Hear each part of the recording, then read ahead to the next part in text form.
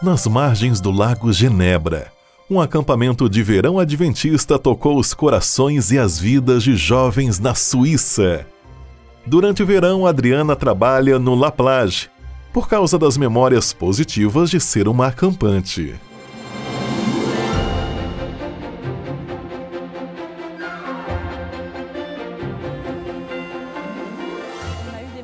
Tivemos momentos em que estávamos reunidos perto do lago, conversando em torno de uma fogueira.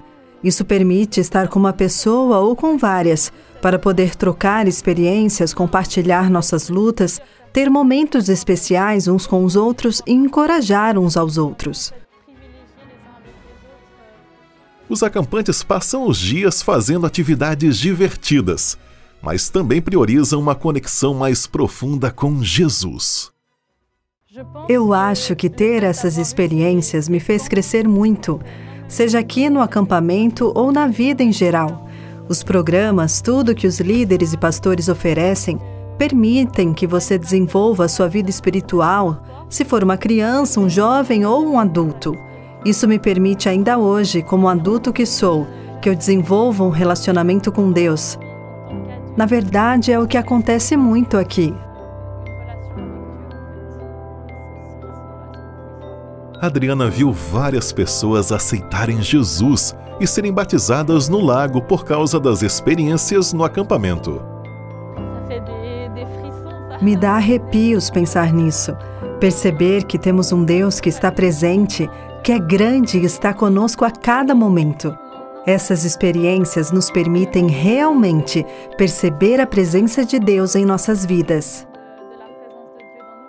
O acampamento fica entre as cidades de Genebra e Lausanne, um local que facilita a presença das pessoas. E o acesso privado ao lago fornece uma maneira segura para aproveitarem a água. Após anos de diversão e crescimento espiritual, o tempo afetou as instalações deste acampamento. Os programas só podem operar nos meses mais quentes, porque nos meses mais frios, os canos congelam, tornando a cozinha e as áreas de banheiro inutilizáveis. Outra limitação é a cozinha, que precisa de uma área adequada para guardar os alimentos, um layout melhor e novos eletrodomésticos. Com essas melhorias, o acampamento seria capaz de operar durante todo o ano, abrindo novas oportunidades. Neste trimestre, uma parte da sua oferta missionária irá para as reformas do La Plage. Sua contribuição permitirá a ampliação dos programas oferecidos durante todo o ano.